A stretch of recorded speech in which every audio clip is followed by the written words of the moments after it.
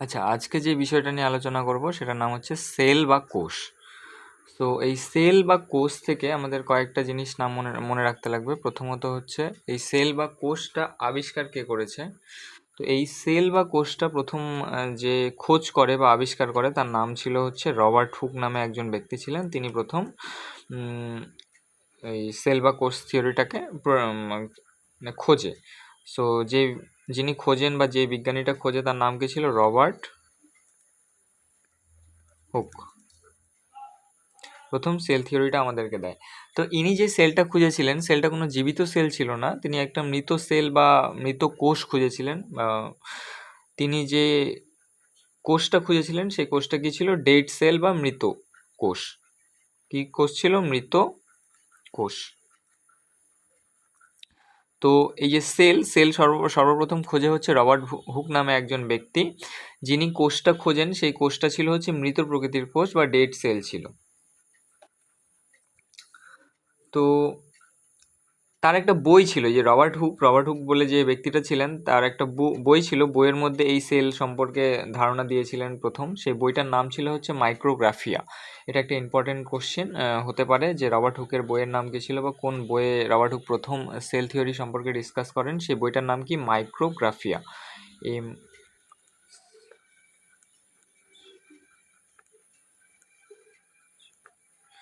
তো Robert Hooke প্রথম যেই বইটাতে সেল থিওরি সম্পর্কে ডিসকাস করেন সেটার নাম মাইক্রোগ্রাফিয়া। সেল সর্বপ্রথম যিনি খোঁজ করেন তার নাম রবার্ট হুক। তিনি যেই সেলটা খোঁজ করেছিলেন সেই সেলটা ছিল কি? মৃত সেল বা ডেড সেল ছিল। তো তাহলে আমাদের মনে এবার কোশ্চেন আসতে পারে যে হচ্ছে নেক্সট যে লিভিং সেল খুঁজেছিল বা জীবিত কোষ খুঁজেছিল তার নাম কি ছিল?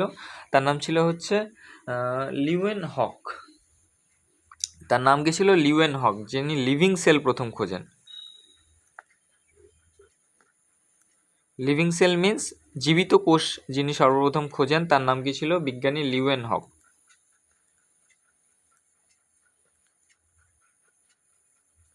লিউয়েন হক প্রথম আমাদের লিভিং সেল খোঁজে। এবার সেল থিওরি সম্পর্কে যিনি ব্যাখ্যা করেন তার নাম সে যে বিজ্ঞানীর নাম ছিল, দুজন বিজ্ঞানী ছিলেন, একজন ছিল হচ্ছে স্লোডন আর একজনের নাম ছিল হচ্ছে সোয়ান। সেল থিওরি সম্পর্কে যিনি ডিসকাস করেন, সেল থিওরি সম্পর্কে যেই দুজন বিজ্ঞানী ডিসকাস করেন তার নাম কে ছিল? প্রথম জনের নাম ছিল হচ্ছে স্লোডেন আর সেকেন্ড জনের নাম ছিল সোয়ান। এরা দুজন প্রথম সেল থিওরি সম্পর্কে ডিসকাস করেন। আচ্ছা, এই যে সেল থিওরিটা স্লোডেন এবং সোয়ান প্রথম ডিসকাস করেন, কিন্তু তারা যে থিওরিটা দিয়েছিলেন সেই থিওরিটা ইনকমপ্লিট রেখে গিয়েছিলেন, বা পরবর্তীকালে এটার মডিফাইড ভার্সন আসার আরও দরকার ছিল। সেই মডিফাইড করেছিল এই যে সেল থিওরিটাকে প্রথম স্লোডেন ও সোয়ান। তো এই সেল থিওরিটাকে ইন্ট্রোডিউস করেন, পরবর্তীকালে এটাকে মডিফাইড করেন, মানে মডিফাইড ভার্সন আনেন সেল থিওরির। তার নাম হচ্ছে রোডলফ ওর্জো। নাম কি ছিল? মডিফাইড বাই রোডলফ ওর্জো। তাহলে সেল থিওরি প্রথম কে দেন? Schleiden and Schwann. মডিফাইড করেন রোডলফ ওর্জো। সরি, এখানে একটু স্পেলিং মিস্টেক হলো, এটা হবে হচ্ছে রুডলফ ভিচো। VIRCHOW। নাম কি ছিল? রুডলফ ভিচো। তো সেল থিওরিটা কি ইন্ট্রোডিউস করেন? Robert Hooke. তার যে মাইক্রোগ্রাফিয়া নামে যে বইটা ছিল সেই বইটাতে তিনি প্রথম সেল থিওরি ইন্ট্রোডিউস করেন। লিভিং সেলস সম্পর্কে প্রথম বলেন হচ্ছে লিউয়েন হক। তারপরে সেল থিওরি স্লোডেন অ্যান্ড সোয়ান বলে দুজন ছিলেন যিনি এই সেল থিওরিটা ইন্ট্রোডিউস করেন। পরবর্তীকালে মডিফাইড করেন কে? রোডলফ ভিচো। রোডলফ ভিচো। তো সেল থিওরিটাকে মডিফাইড কে করছে? রোডলফ ভিচো। তারপরে নেক্সট চলে আসছে হচ্ছে কোষঝিল্লি বা cell membrane.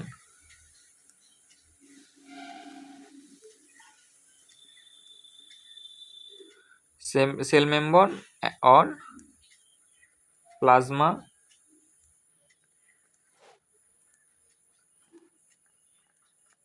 Cell membrane or plasma membrane, মানে কোশিকা ঝিল্লি প্লাজমা ঝিল্লি। এবার কোশিকা ঝিল্লি আমরা কোনটা বলবো, সাপোজ মনে করো এটা একটা কোষ, এটা কি কোষ, কোষের বাইরের দিকে এই যে ঝিল্লির মতন যে অংশটা থাকে সেটাকে আমরা কি বলবো, কোশিকা ঝিল্লি বা CM cell membrane or PM plasma membrane. তাহলে এই যে যে কোনো কোষের বাইরের দিকে মেমব্রন যে ঘেরা থাকে এক ধরনের, সেটাকে কি বলবো আমরা, সেল মেমব্রন বা কোশিকা ঝিল্লি। তাহলে যে কোনো ধরনের কোষ এক ধরনের মেমব্রন দিয়ে ঘেরা থাকে সেটাকে কি বলবো আমরা, সেল মেমব্রন বা প্লাজমা মেমব্রন। তাহলে যে কোনো কোষ এক ধরনের মেমব্রন দিয়ে ঘেরা থাকে সেটাকে কি বলবো আমরা, সেল মেমব্রন অর প্লাজমা মেমব্রন। এটুকু মনে থাকবে।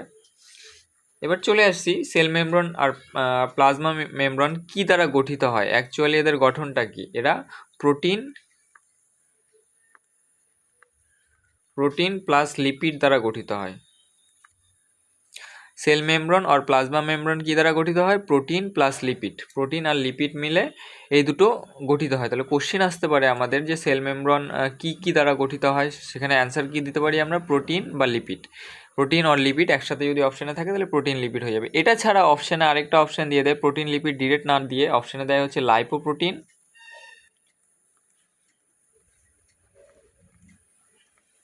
আর কি দেয়,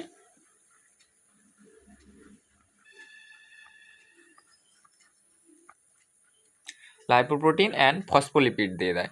প্রোটিন আর লিপিড ডিরেক্টলি না দিয়ে দেয় হচ্ছে লাইপোপ্রোটিন প্লাস ফসফোলিপিড।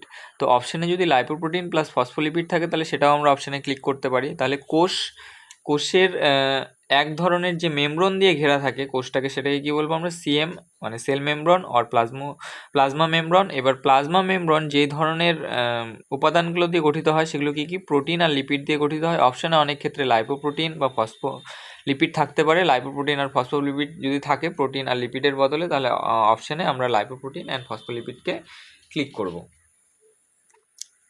তো এই যে আমাদের সিএম অর পিএমটা কি ধরনের হয়, সেমি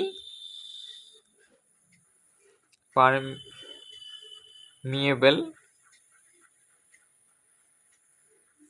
মেমব্রেন। এই যে কোষের যে ঝিল্লিটা থাকে, ঝিল্লিটা কি ধরনের হয়, সেমি পারমিয়েবল মেমব্রেন, মানে সেমি পারমিয়েবল টাইপের ঝিল্লিটা হয়। এবার সেমি পারমিয়েবল কি জিনিস সেটা সম্পর্কে আমরা একটু জানি। সেমি পারমিয়েবল কাকে বলবো, এটা মনে করো হচ্ছে কোশিকা ঝিল্লি, এটা মনে করো ঝিল্লি, হ্যাঁ। সো এই ঝিল্লিটা ভেদ করে অনেক সময় কি হবে, আমাদের যত রকমের সাবস্টেন্স আছে সেই সব সাবস্টেন্স যদি এই ধরনের ঝিল্লিগুলোকে ভেদ করে চলে যায়, তার মানে এক কথায় যে সমস্ত ঝিল্লির ভেতর দিয়ে সব ধরনের সাবস্টেন্স ভেদ করে চলে যেতে পারবে সেই ধরনের ঝিল্লিগুলোকে আমরা কি বলবো, পারমিয়েবল মেমব্রেন।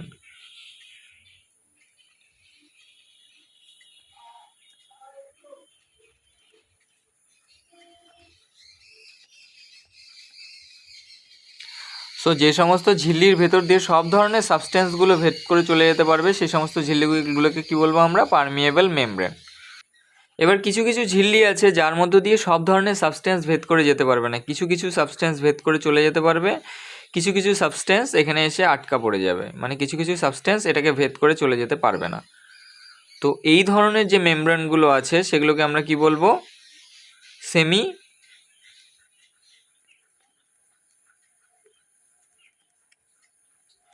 Permeable membrane. তাহলে পারমিয়েবল মেমব্রেন কাকে বলবো, যেই ধরনের ঝিল্লিগুলো দিয়ে সব ধরনের সাবস্টেন্স, যে কোনো ধরনের সাবস্টেন্স ভেদ করে চলে যেতে পারবে সেটাকে আমরা কি বলবো, পারমিয়েবল মেমব্রেন। আর যেই সমস্ত ঝিল্লিগুলো দিয়ে সব ধরনের সাবস্টেন্স ভেদ করে যেতে পারবে না সেগুলোকে কি বলবো আমরা, সেমি পারমিয়েবল মেমব্রেন। তো এই যে সেমি পারমিয়েবল মেমব্রেন হয় সেগুলো কারা হয়, সিএম অর পিএম, মানে cell membrane or plasma membrane. কোশিকা ঝিল্লি বা প্লাজমা ঝিল্লিগুলো কী টাইপের হয়, সেমি পারমিয়েবল টাইপের হয়ে থাকে। এরপর নেক্সট চলে আসছি আমরা সেল ওয়ালে।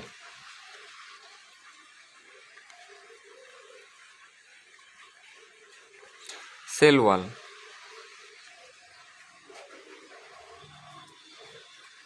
সো এই যে সেল ওয়ালটা আছে, সেল ওয়ালটা সাধারণত যে ধরনের সেল ওয়াল আমরা দেখতে পাই সেগুলো সাধারণত সবগুলোই ডেড হয় বা মৃত হয়। যে আমরা সেল ওয়ালগুলো দেখতে পাই বা কোষ পর্দাগুলো দেখতে পাই সেগুলো সাধারণত কী হয়ে থাকে, মৃত হয়ে থাকে বা ডেড হয়ে থাকে। তো এই যে সেল ওয়ালগুলো আছে, সেল ওয়ালগুলো অনলি দেখা যায় প্ল্যান্ট সেলে। সেল ওয়াল দেখা যায় সাধারণত প্ল্যান্ট সেলে, অ্যানিমাল সেলে এটা দেখা যায় না।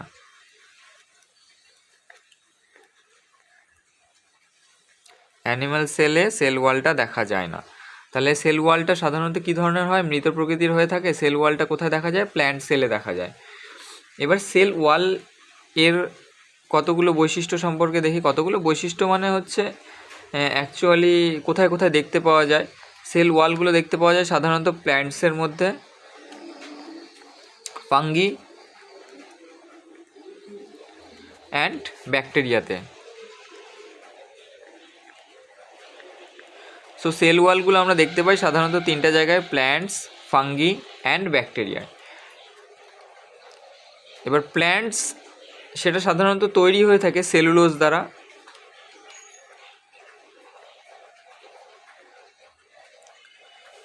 ফাঙ্গি কাইটিন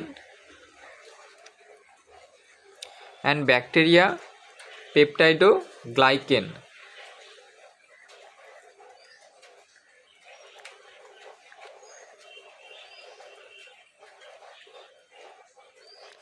তাহলে প্ল্যান্টস যেটা আছে, plants made up by cellulose, fungi, chitin আর ব্যাকটেরিয়া পেপটাইডোগ্লাইকেন।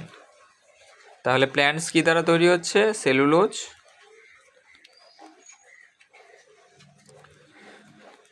ফাঙ্গি সেল ওয়ালটা, কাইটিন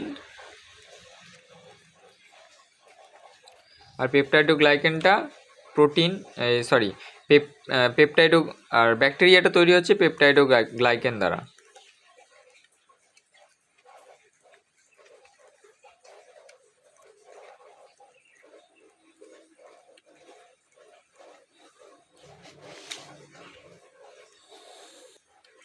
এবার এই যে সেলুলোজটা আছে, সেলুলোজটা অ্যাকচুয়ালি কী জিনিস, সেলুলোজটা হচ্ছে গ্লুকোজের পলিমার। সেলুলোজটা কী জিনিস, পলিমার অফ গ্লুকোজ।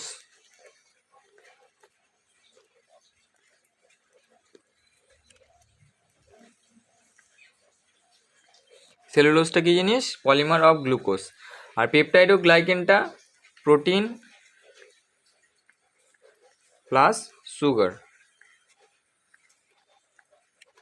পেপটাইডোগ্লাইকেনটা অ্যাকচুয়ালি কী কী দ্বারা তৈরি হয়ে থাকে, প্রোটিন অ্যান্ড সুগার। আর সেলুলোজটা কী কী দ্বারা তৈরি হয়ে থাকে, মানে সেলুলোজটা কী জিনিস, পলিমার অফ গ্লুকোজ। গ্লুকোজের পলিমারকে আমরা কি বলবো, সেলুলোজ বলবো। এবার আমরা বিভিন্ন সেলস অর্গানগুলোর সম্পর্কে পড়ব। সেলস অর্গানগুলোর মধ্যে প্রথমে যে অর্গানটা সম্পর্কে পড়বো সেটার নাম কি, মাইটোকন্ড্রিয়া। সো এটা মনে করো কোষ, আমাদের কোষের মাঝখানে কি থাকবে, নিউক্লিয়াস থাকবে।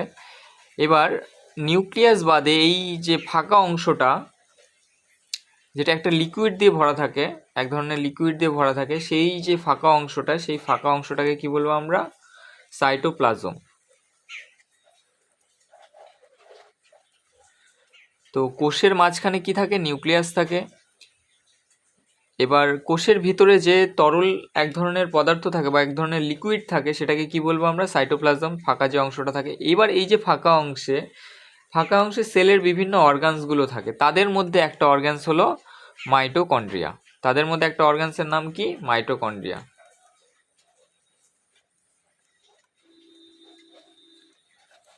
এবার মাইটোকন্ড্রিয়া সম্পর্কে কয়েকটা যে সমস্ত তথ্যগুলো আমাদের জানা দরকার সেগুলো কি, মাইটোকন্ড্রিয়াকে আমরা কি বলবো, powerhouse of the cell বলবো।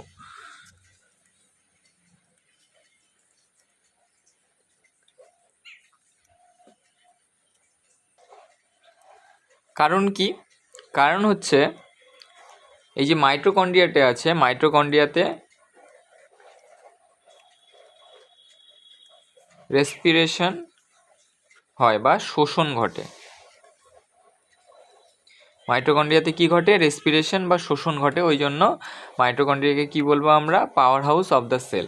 আচ্ছা, এখান থেকে আরেকটা তথ্য মনে রাখবে যে মাইটোকন্ড্রিয়াটা আছে, মাইটোকন্ড্রিয়াটা কভার থাকে ডবল মেমব্রেন দিয়ে। মাইটোকন্ড্রিয়াটা ডবল মেমব্রেন দিয়ে কভার থাকে। Mitochondria is also covered by double membrane. মাইটোকন্ড্রিয়াটা ডাবল মেমব্রেন দিয়ে কভার থাকে।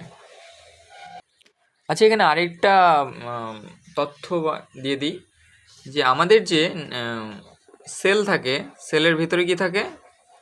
নিউক্লিয়াস।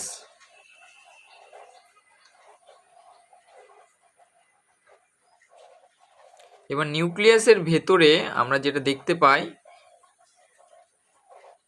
ডিএনএ। তাহলে ডিএনএ কোথায় থাকে? কোষের নিউক্লিয়াসে থাকে। তাহলে কোশ্চেন যদি আসে আমাদের ডিএনএ আমরা কোথায় পাই, তাহলে সেটা কি হবে অ্যান্সার? কোষের নিউক্লিয়াসে আমরা ডিএনএ সন্ধান পেয়ে থাকি। এছাড়া কোষের যে নিউক্লিয়াস আছে, নিউক্লিয়াস বাদেও ডিএনএ পাওয়া যায় হচ্ছে কোথায়? আমাদের মাইটোকন্ড্রিয়াতে। তাহলে কোষের নিউক্লিয়াস ছাড়া আর কোথায় আমরা ডিএনএ সন্ধান পেয়ে থাকি? মাইটোকন্ড্রিয়াতে। সো ডিএনএ নিউক্লিয়াস ছাড়া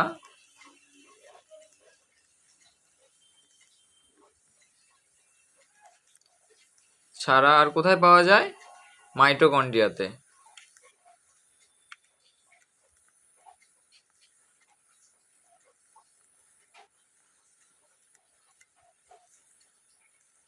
নিউক্লিয়াস ছাড়া ডিএনএ আর কোথায় পাওয়া যায়? মাইটোকন্ড্রিয়াতে আমরা ডিএনএ সন্ধান পেয়ে থাকি, কোষের নিউক্লিয়াস ছাড়া।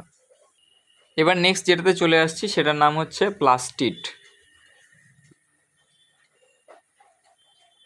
নেক্সট যে কোষ অঙ্গাণুটা সম্পর্কে পড়বো সেটার নাম কি? প্লাস্টিডস। প্লাস্টিডস এটাও প্ল্যান্ট সেল। প্লাস্টিড যেটা আছে সেটাও কি কোষের যে একটা অঙ্গাণু প্লাস্টিড, সেটাও কি প্ল্যান্ট সেলের মধ্যেই পড়ে। আর এই প্লাস্টিড থেকে আমরা ডিএনএ প্লাস রাইবোজোম এর সন্ধান পেয়ে থাকি। তাহলে ডিএনএ কোথায় কোথায় থেকে আমরা পাচ্ছি? প্রথমত কোষের নিউক্লিয়াস থেকে পাচ্ছি। ডিএনএটা কোথায় কোথায় থেকে পাচ্ছি আমরা? কোষের নিউক্লিয়াস,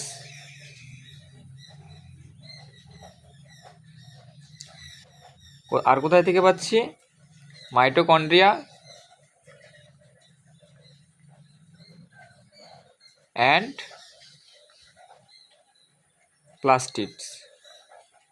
সো ডিএনএটার সন্ধান আমরা কোথায় কোথায় থেকে পাচ্ছি? কোষের নিউক্লিয়াস থেকে পাচ্ছি, মাইটোকন্ড্রিয়া থেকে পাচ্ছি, আর কোথায় থেকে পাচ্ছি? প্লাস্টিড থেকে পাচ্ছি। নেক্সট চলে আসছি প্লাস্টিডের ক্লাসিফিকেশনে চলে আসছি। প্লাস্টিডকে আমরা সাধারণত 3টে ভাগে ভাগ করছি। ফার্স্ট ভাগের নাম কি? ক্লোরোপ্লাস্ট।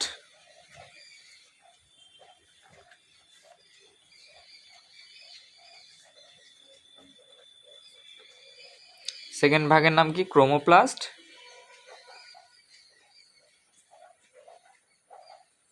থার্ড ভাগের নাম লিউকোপ্লাস্ট।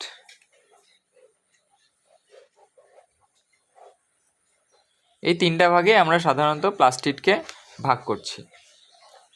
এই যে ক্লোরোপ্লাস্টের কালার কি, ক্রোমোপ্লাস্টের কালার কি, আর লিউকোপ্লাস্টের কালার কি সেটা দেবো। ক্লোরোপ্লাস্টের কালার সাধারণত সবুজ হয়ে থাকে। ক্লোরোপ্লাস্টের কালার কীরকম হয়? সবুজ বা গ্রিন হয়ে থাকে। ক্রোমোপ্লাস্টের কালার কি হয়ে থাকে? রঙিন হয়ে থাকে। মানে হচ্ছে সবুজ বাদে সব ধরনের কালারগুলো ক্রোমোপ্লাস্টে থাকে। আর ক্লোরোপ্লাস্টে কি থাকে? গ্রিন কালার থাকে। আর লিউকোপ্লাস্ট কি হয়ে থাকে? বেরঙিন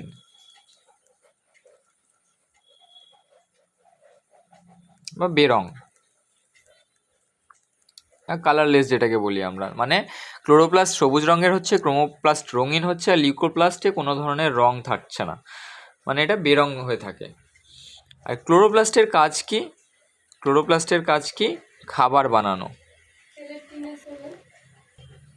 ক্লোরোপ্লাস্টের কাজ কি? খাবার বানানো। তারপরে চলে আসছি ক্রোমোপ্লাস্টের কাজ কি? খাবারটাকে রং দেওয়া বা রঙিন করা।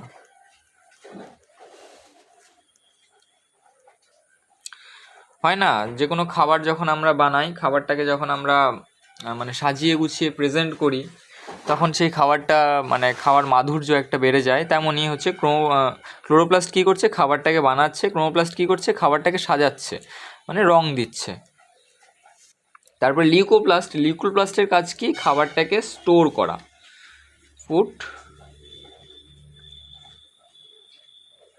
আমরা যে ক্লোরোপ্লাস্টে খাবারটা তৈরি হচ্ছে সেই খাবারটাকে রং দিচ্ছে বা সাজাচ্ছে কে, ক্লোরোপ্লাস্ট। আর লিউকোপ্লাস্ট কী করছে, খাবারটাকে স্টোর করে রাখছে বা সঞ্চয় করে রাখছে। তারপর নেক্সট যেটা সম্পর্কে আমরা জানবো সেটাতে চলে আসি, যে অঙ্গাণুটা সম্পর্কে আমরা পড়বো সেটার নাম কি, লাইসোজোম।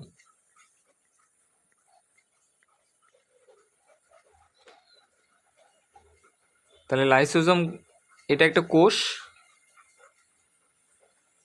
সাপোজ করে নিচ্ছি এটা একটা কোষ, কোষের মাঝখানে কি থাকছে, নিউক্লিয়াস।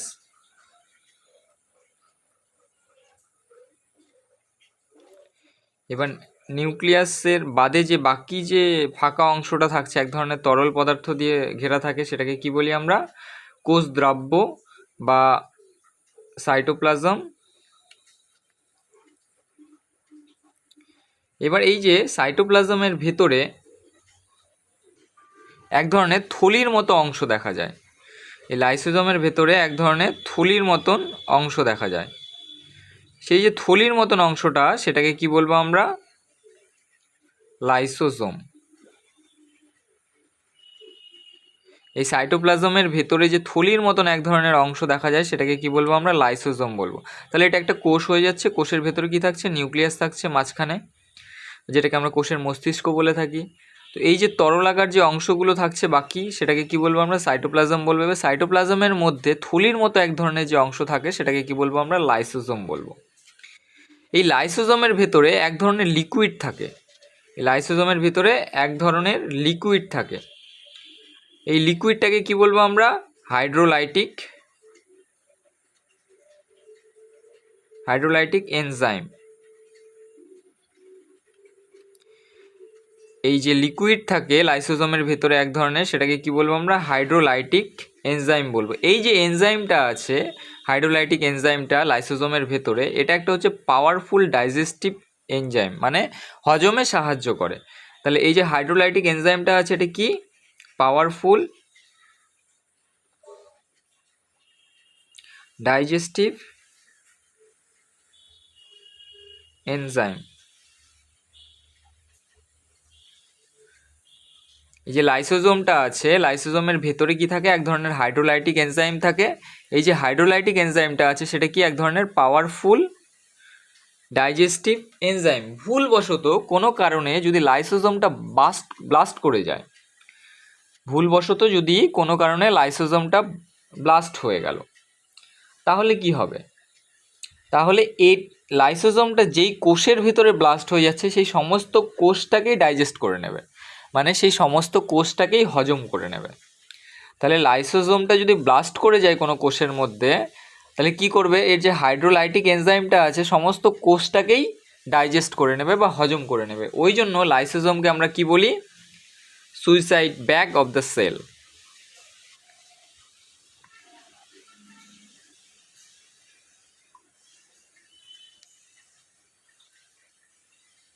লাইসোজোমকে কি বলি আমরা, suicide bag of the cell. তাহলে লাইসোজোমকে কি বলবো আমরা, suicide bag of the cell. যেহেতু ও যে কোষের ভেতর থাকছে সেই কোষটাকেই ধ্বংস করে দিচ্ছে বা ডাইজেস্ট করে নিচ্ছে, ওই জন্য ওটাকে কি বলবো আমরা, লাইসোজোমকে কি বলি, suicide bag of the cell. তারপরে নেক্সট যেটা নিয়ে পড়বো সেটাতে চলে আসি, নেক্সট যে কোষাঙ্গাণুটা নিয়ে আলোচনা করব সেটার নাম কি, গলগি বডি। নেক্সট যে কোষাঙ্গাণুটা নিয়ে আলোচনা করব সেটার নাম কি, গলগি বডি। তাহলে এই গলগি বডি সম্পর্কে প্রথম ধারণা দেয়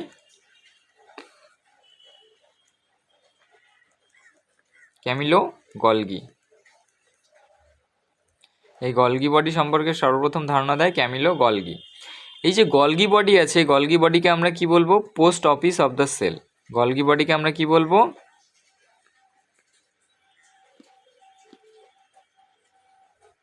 অফ দ্য, গলগি বডিকে আমরা কি বলবো, post office of the cell. So Golgi বডিটা অ্যাকচুয়ালি কোষের কোথায় থাকে? এই যে এটা কোষ, কোষের মাঝখানে কি থাকছে? নিউক্লিয়াস থাকছে। এবার আর এই যে অংশটা থাকছে সেই অংশটাকে কি বলবো আমরা? সাইটোপ্লাজম বলবো। এই সাইটোপ্লাজমের ভেতরে টিউবের মতন, টিউব লাইক এক স্ট্রাকচার যে থাকে, টিউবের মতন যে এক ধরনের স্ট্রাকচার থাকে, এই যে গলগি বডির ভিতরে টিউবের মতন যে এক ধরনের স্ট্রাকচার থাকে সেটাকে আমরা কি বলবো? এই যে কোষ অঙ্গাণু সাইটোপ্লাজমের ভেতরে যে টিউবের মতন যে এক ধরনের স্ট্রাকচার থাকে সেটাকে আমরা কি বলবো? গলগি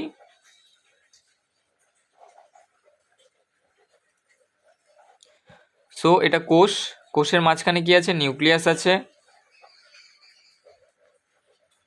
নিউক্লিয়াস বাদে যে বাকি তরলাকার অংশ দিয়ে কোষটা ঢাকা থাকে, কোষটা থাকে, সেটাকে কি বলবো আমরা? সাইটোপ্লাজম বলবো। এবার সাইটোপ্লাজমের মধ্যে টিউবের মতন যে এক ধরনের অংশ থাকে সেটাকে আমরা কি বলবো? গলগি বডি বলবো। তাহলে গলগি বডিটা কি? Tube like structure.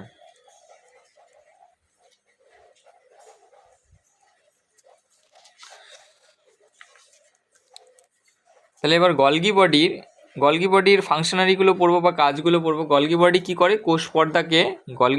করে? কোষ পর্দাকে স্টোর প্লাস প্যাক প্লাস সেক্রেশনে সাহায্য করে। স্টোর করতে সাহায্য করে, প্যাক করতে সাহায্য করে, আর সেক্রেশনে সাহায্য করে। স্টোর করে, প্যাক করে, আর রিলিজ করতে সাহায্য করে, সেক্রেশন করতে সাহায্য করে। তাহলে গলগি বডির কাজ কি? কোষ পর্দাকে কি করে? স্টোর করতে, প্যাক করতে, আর সেক্রেশনে সাহায্য করে। এটা লাইসোজোম তৈরি করতেও সাহায্য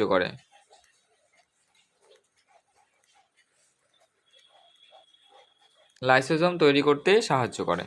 এবার নেক্সট যে অংশটা, সেই অংশটাতে চলে আসছি। নেক্সট অঙ্গাণুটার নাম কি? রাইবোজোম। নেক্সট অঙ্গাণুটা সম্পর্কে যেটা পড়বো সেটার নাম কি? রাইবোজোম। এবার যে রাইবোজোম আছে, রাইবোজোমটা কি করে অ্যাকচুয়ালি? প্রোটিন সিনথেসিসে সাহায্য করে।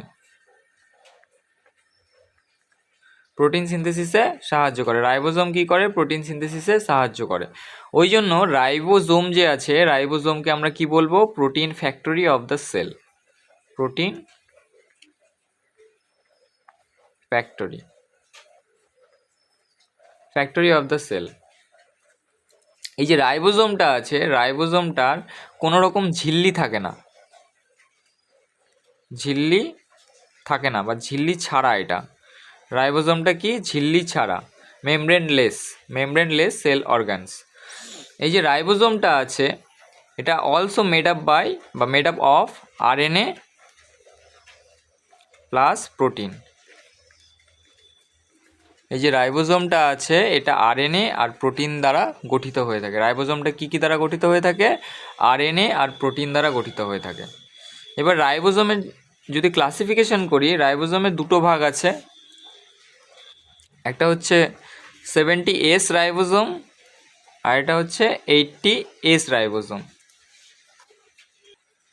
এই যে 70S রাইবোজোম আছে, 70S রাইবোজোম আমরা কোথায় থেকে পেয়ে থাকি? প্রোক্যারিওটিক সেল,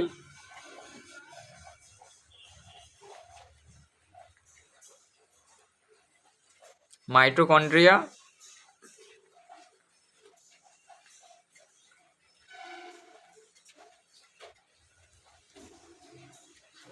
আর কোথায় পেয়ে থাকি? প্লাস্টিডস। তাহলে 70S যে রাইবোজোমটা আছে আমরা কোথায় থেকে পেয়ে থাকি? প্রোক্যারিওটিক কোষ, মাইটোকন্ড্রিয়া আর প্লাস্টিড থেকে পেয়ে থাকি। আর 80S যে রাইবোজোমটা আছে, 80S রাইবোজোমটা আমরা কোথায় থেকে পেয়ে থাকি? ইউক্যারিওটিক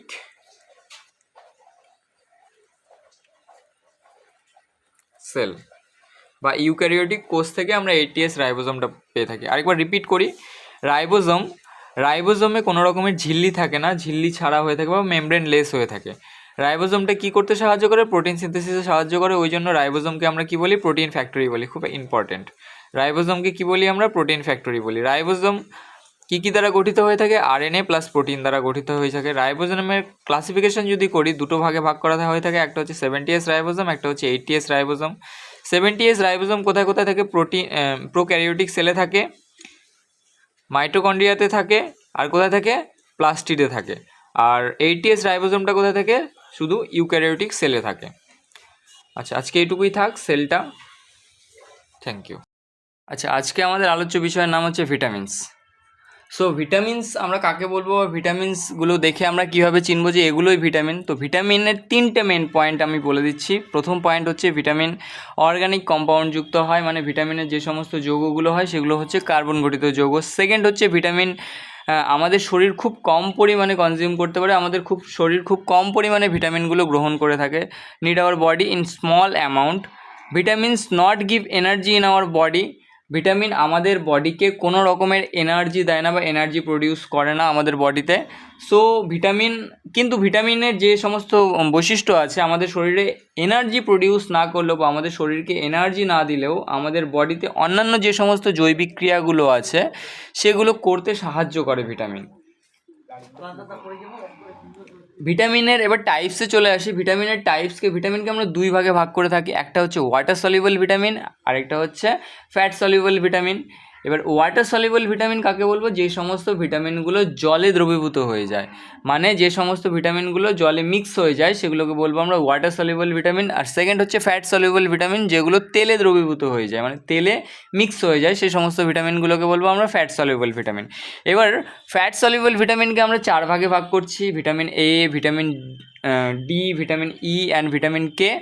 আর ওয়াটার সলিউবল ভিটামিনকে আমরা 2 ভাগে ভাগ করছি: vitamin B complex and vitamin C.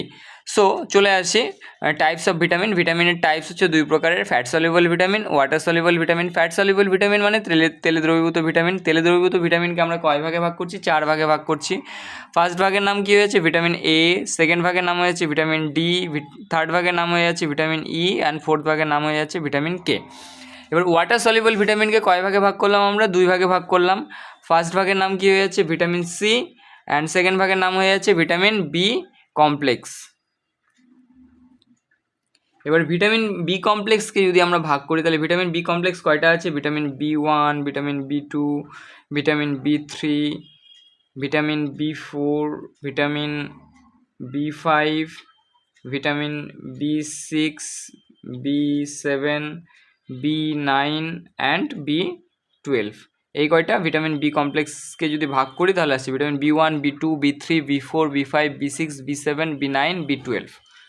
ওকে, এবার চলে আসছি কয়েকটা ভিটামিন, যে ফ্যাট সলিউবল ভিটামিনগুলো আছে এবং ওয়াটার সলিউবল যে ভিটামিনগুলো আছে সেই ভিটামিনগুলো অ্যাকচুয়ালি কাজ কী করে আমাদের শরীরে, কী এফেক্ট ফেলে সেগুলো সম্পর্কে।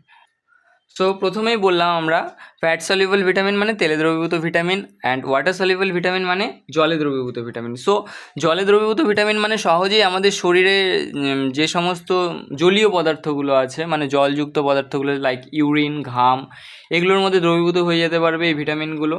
সো যে জলে দ্রবীভূত ভিটামিনগুলো আছে সেগুলো আমাদের শরীর আটকে রাখতে পারে না, মানে আমাদের শরীরে স্টোর থাকে না।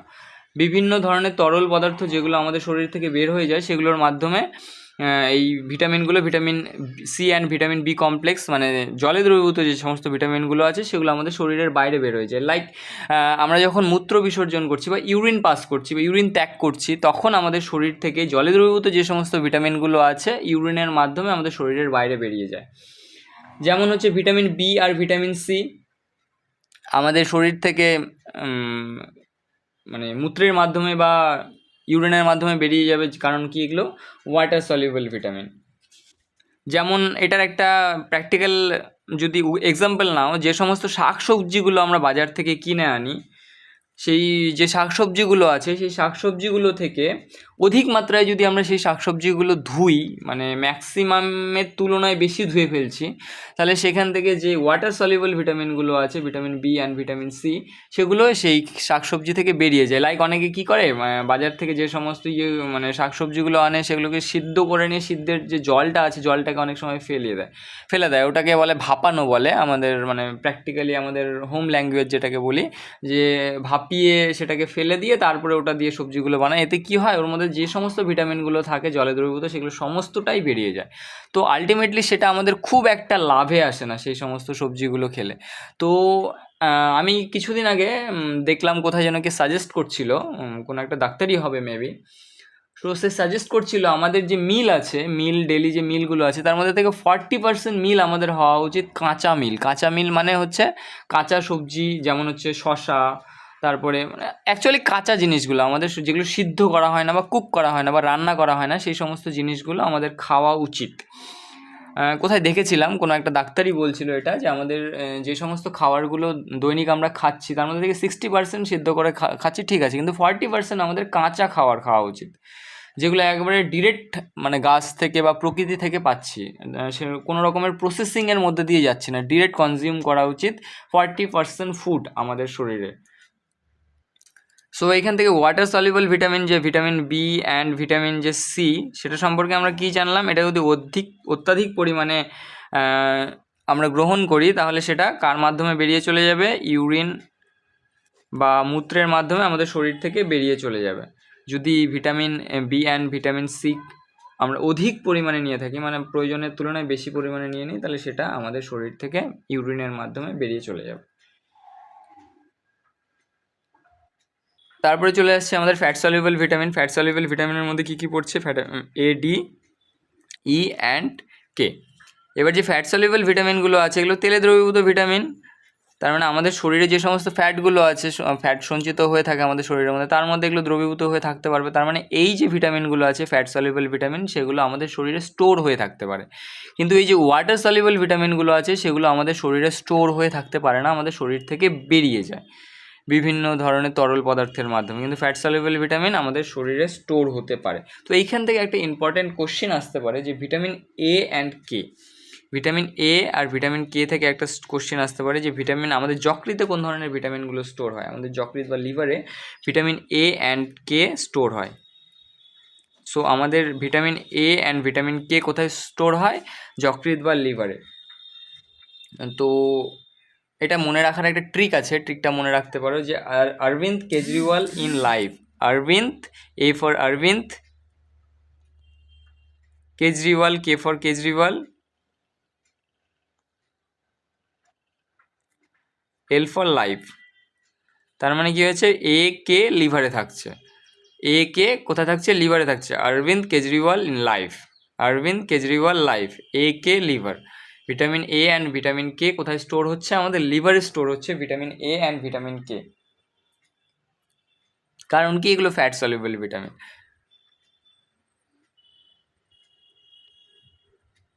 এবার নেক্সট চলে আসছে যে ভিটামিন গুলোর অভাবে আমাদের শরীরে কি কি রোগ হতে পারে, যে ভিটামিনগুলো যদি আমাদের শরীরে খুব অধিক মাত্রায় থাকে বা অল্প মাত্রায় থাকে তাহলে কি কি সমস্যার সম্মুখীন হতে লাগে। প্রথমে চলে আসছি আমরা ওয়াটার সলিউবল ভিটামিনে।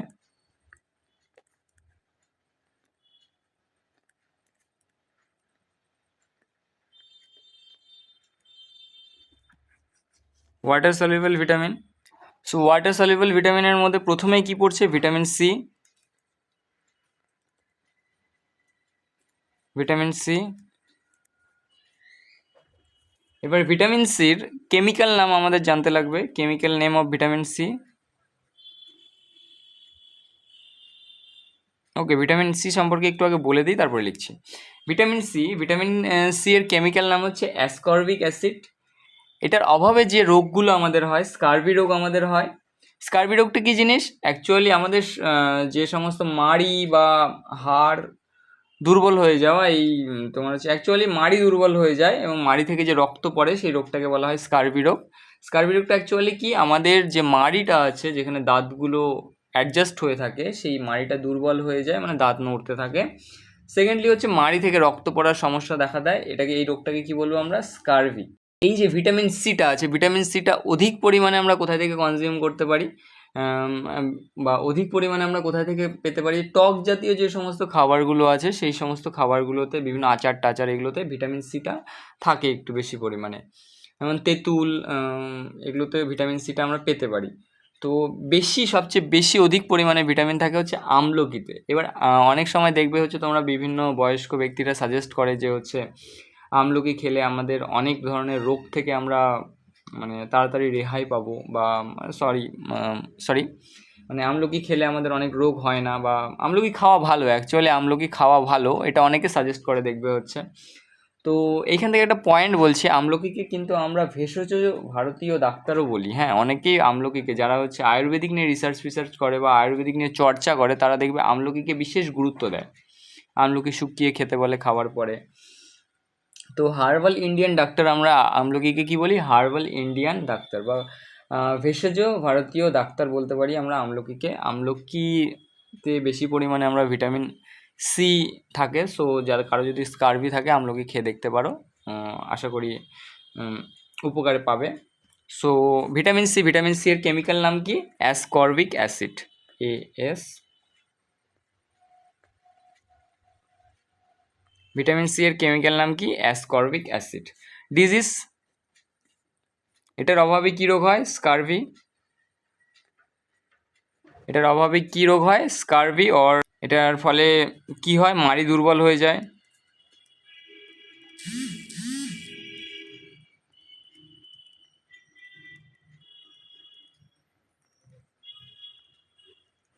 মাড়ি থেকে রক্ত পড়ে।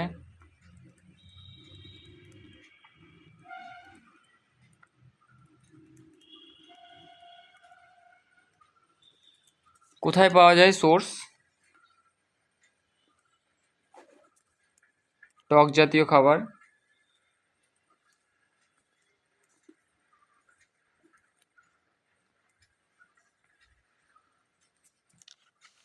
এক্সাম্পল কি?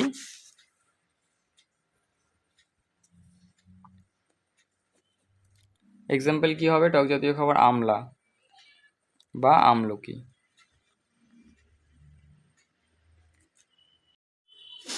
এবার নেক্সট চলে আসছি আমরা হচ্ছে ভিটামিন বিতে। ভিটামিন বি এর কয়েকটা ভাগ পড়ছি আমরা, যেহেতু এটা শর্ট নোট, ওই জন্য ভিটামিন বি এর মেনলি ইম্পর্টেন্ট তিনটা ভাগ পড়ছি: vitamin B1, vitamin B2 and vitamin B3।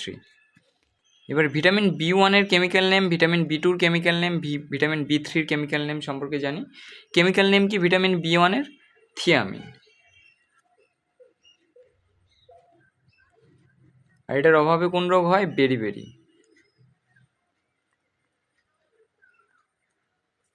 Vitamin B2 এর কেমিক্যাল নেম কি? রাইবোফ্লাভিন।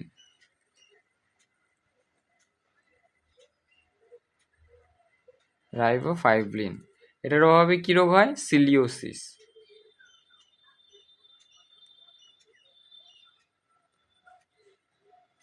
অ্যান্ড ভিটামিন B3 এর অভাবে যে রোগগুলো হয়, বা ভিটামিন B3 এর যে কেমিক্যাল নেম, ভিটামিন B3 এর কেমিক্যাল নেম কি? নিয়াসিন। অর এটাকে বলতে পারি নিকোটিনামাইড।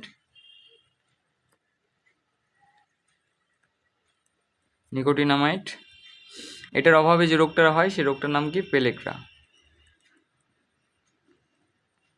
তাহলে ভিটামিন B1 এর কেমিক্যাল নেম কি? থিয়ামিন। এটার অভাবে কি রোগ হয়? বেরিবেরি। ভিটামিন B2 এর কেমিক্যাল নেম কি? রাইবোফ্লাভিন। এটার অভাবে কি রোগ হয়? সিলিওসিস। ভিটামিন B3 এর কেমিক্যাল নেম কি? নিয়াসিন। এটার অভাবে কি রোগ হয়? বা নিকোটিনামাইড। এটার অভাবে রোগ হয় পেলেগ্রা। তাহলে vitamin B1 thiamine beriberi, vitamin B1 thiamine beriberi, vitamin B1 thiamine beriberi, vitamin B2 riboflavin cheilosis, vitamin B3 niacin pellagra, vitamin B1 thiamine beriberi, vitamin B2 riboflavin cheilosis, vitamin B3 niacin pellagra. এইভাবে মনে রাখবে। তারপর next চলে আসছি হচ্ছে এবার তেলে দ্রবীভূত যে সমস্ত।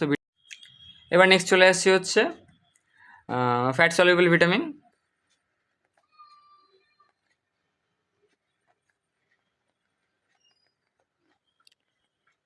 ফ্যাট সলিউবল ভিটামিনের মধ্যে কী কী পড়ছে? ভিটামিন ADEK, ভিটামিন ADEK, বা এটাকে যদি সাজায় লিখি, উল্টা দিক থেকে লিখি, তাহলে কী হয়ে যাচ্ছে? KEDA, কিরা। তাহলে ভিটামিন কের যে কেমিক্যাল নেম, ভিটামিন ইর কেমিক্যাল নেম, ভিটামিন ডির কেমিক্যাল নেম, ভিটামিন এর কেমিক্যাল নেমগুলো জানবো, এবং এটা সম্পর্কে যে সমস্ত ডিজিজগুলো হয় সেগুলো সম্পর্কে জানবো। তাহলে ভিটামিন কের কেমিক্যাল নাম কি?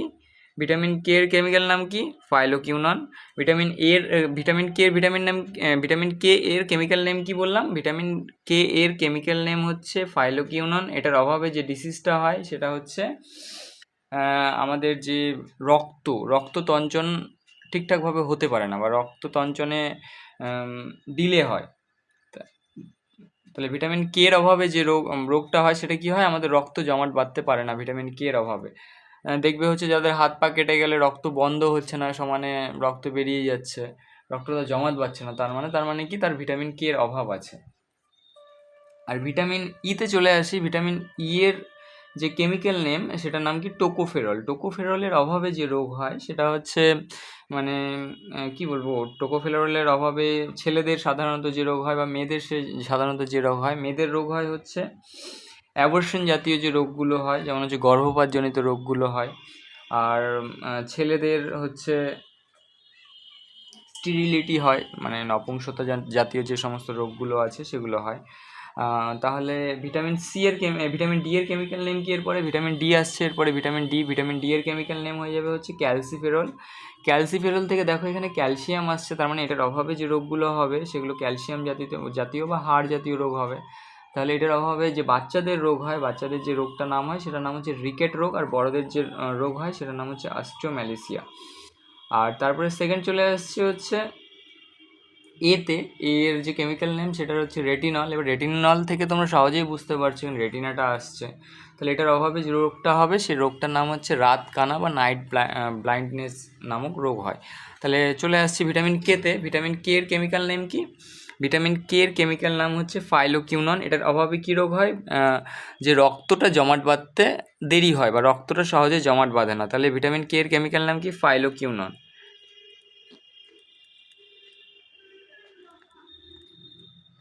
এটার অভাবে যে রোগটা হয় কি? রক্ত জমাট বাঁধতে দেরি হয়, মানে ডিলেড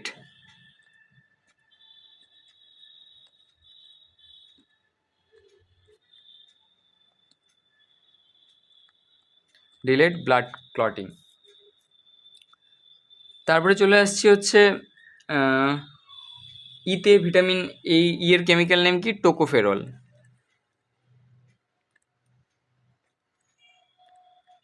এটার অভাবে যে রোগ হয় সেটার নাম কি? স্টেরিলিটি, যেটা হচ্ছে ছেলেদের হয়, মেল মানে নপুংসতা জনিত রোগ হয়। আর মেয়েদের যেটা হয় অ্যাবর্শন জাতীয় রোগ হয়, মানে গর্ভপাত জাতীয় রোগ হয়, মানে গর্ভ আসতে সমস্যা হয় বা গর্ভে বাচ্চা আসতে সমস্যা হয়। তারপরে চলে আসছি হচ্ছে calciferol, vitamin D. Vitamin D এর কেমিক্যাল নাম কি? ক্যালসিফেরল। ক্যালসিফেরল এর অভাবে যে রোগটা হয় সেটার নাম কি? রিকেট।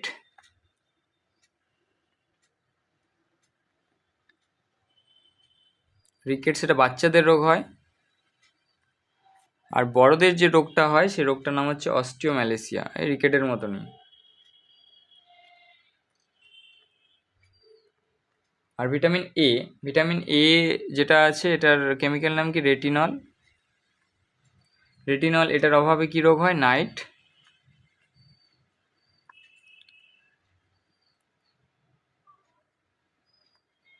ব্লাইন্ডনেস বা রাত কানা জাতীয় রোগ হয় এটার অভাবে। তাহলে আরেকবার রিপিট করছি, ফ্যাট সলিউবল যে সমস্ত ভিটামিনগুলো আছে, vitamin K, vitamin D, vitamin E, vitamin A বা vitamin K E D A, কিরা। এটাতে সহজে মনে রাখবে, কিরা একটা ওয়ার্ড তোমরা শুনেছো হিন্দিতে, কিরা, কে ই ডি এ, কিরা। তো ভিটামিন কে এর কেমিক্যাল নেম কি? ফাইলোকিউনন। এটার অভাবে ব্লাড ক্লটিংটা ডিলে হয়ে যায়, মানে রক্ত জমাট দেরিতে বাঁধে অনেকটা।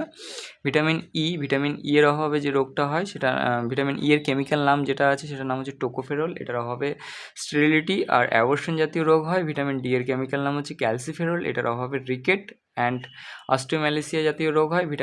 ভিটামিন এর কেমিক্যাল নাম হচ্ছে রেটিনল। এটার অভাবে নাইট ব্লাইন্ডনেস জাতীয় রোগ হয়। Okay, thank you. আজকে এইটুকুই থাক। নেক্সট টপিকের শর্ট নোটগুলো করব। Thank you.